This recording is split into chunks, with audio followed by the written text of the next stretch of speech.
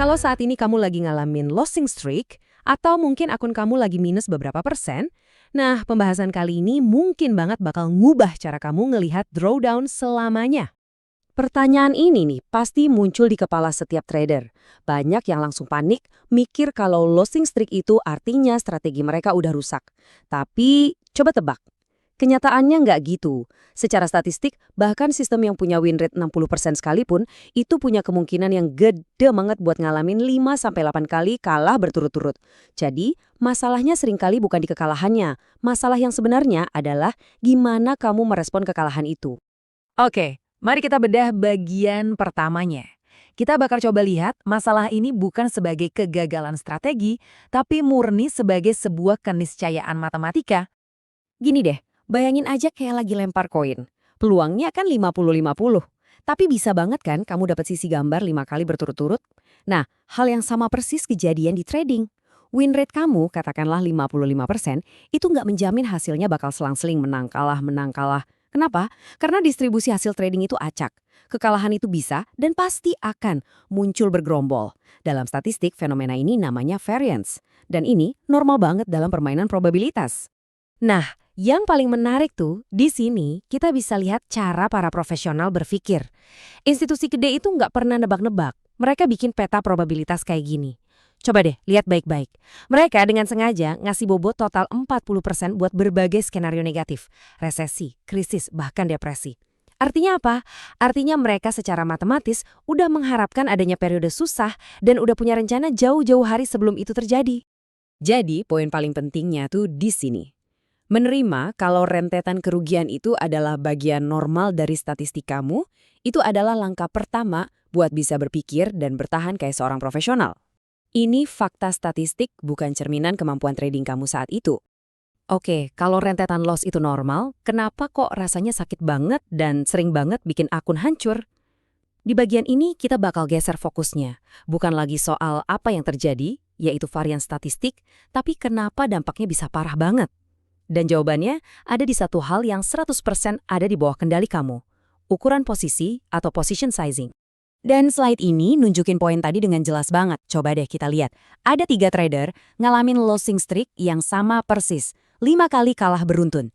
Trader pertama yang resikonya cuma 2% per trade, drawdown-nya 10%. Masih aman, masih bisa dikelola. Trader kedua, risikonya 5%, akunnya langsung minus 25%. Udah mulai bahaya kan? Nah, trader ketiga yang nekat pakai risiko 10%, akunnya anjlok lebih dari 40%. Hancur. Rentetan ruginya sama, tapi dampaknya beda jauh.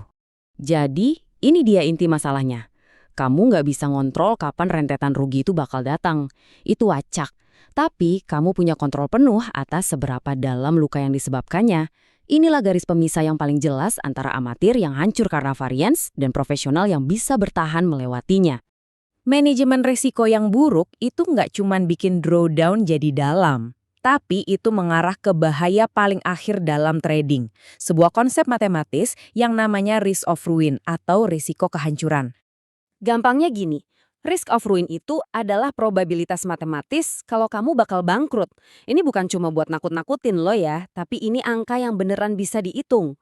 Makin gede resiko per trade kamu, makin tinggi juga probabilitas kalau rentetan rugi yang sebenarnya normal secara statistik itu justru bakal ngabisin semua modal kamu sebelum strategi kamu sempat unjuk gigi. Dan faktor-faktor inilah yang jadi bensinnya.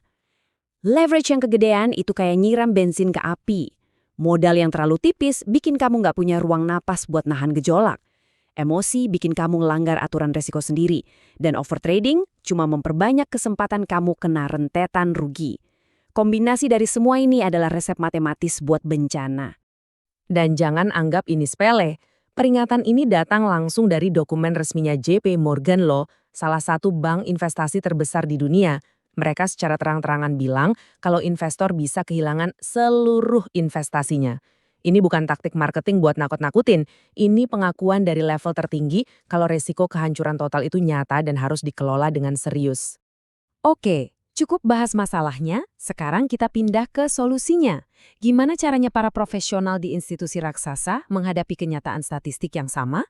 Mereka nggak punya bola kristal, mereka cuma punya kerangka kerja dan protokol yang jauh lebih disiplin untuk menghadapi ketidakpastian.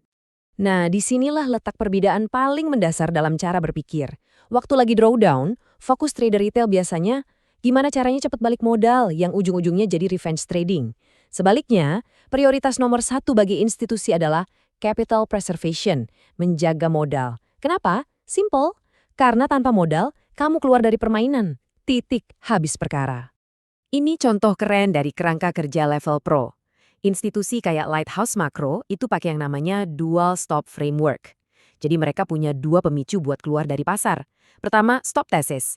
Artinya kalau alasan fundamental mereka beli udah nggak berlaku, mereka keluar. Nggak peduli harganya lagi untung atau rugi. Kedua, stop harga.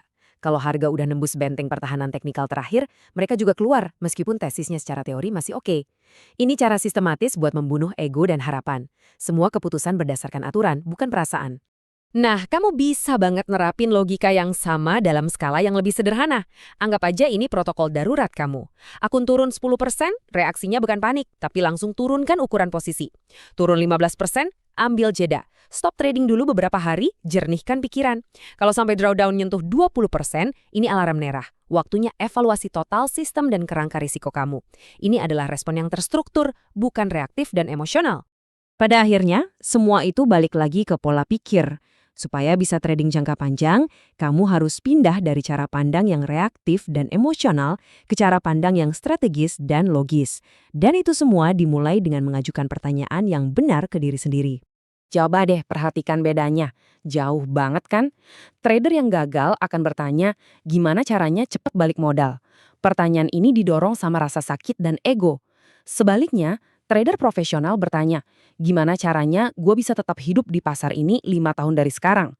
Pertanyaan ini didorong oleh logika dan fokus pada kelangsungan hidup. Dengan mengubah pertanyaanmu, kamu mengubah fokusmu dan pada akhirnya mengubah nasibmu di pasar. Kutipan dari lembaga riset institusional Macro-Synergy ini ngerangkum semuanya dengan sempurna. Kinerja jangka panjang kamu itu nggak ditentukan oleh seberapa jago kamu pas pasar lagi bagus. Tapi, kinerja jangka panjang kamu itu dibentuk dan ditentukan oleh bagaimana kamu bersiap dan menangani periode-periode terburuk. Disitulah permainan yang sesungguhnya dimenangkan atau dikalahkan. Ingat ini baik-baik ya. Tujuan utama kamu setiap hari itu bukan nyari profit. Tujuan utama kamu adalah bertahan hidup. Kalau kamu berhasil bertahan cukup lama di pasar dengan manajemen risiko yang disiplin, profit itu akan datang sebagai produk sampingan yang nggak bisa dihindari dari keahlian kamu dalam bertahan. Jadi, kalau kamu mau berhenti nyalahin strategi setiap kali kena rugi dan mau mulai membangun sistem yang kokoh serta berpikir seperti institusi, ya kamu ada di tempat yang tepat. Di sini kita nggak ngejar entry sempurna. Kita membangun kerangka kerja yang bisa bertahan di segala cuaca. Pastikan kamu subscribe, karena di analisis berikutnya kita akan bongkar tuntas kenapa leverage, yang sering dianggap sebagai jalan pintas menuju kaya, justru secara matematis menjadi pendorong utama menuju kehancuran akun kamu. Sampai jumpa!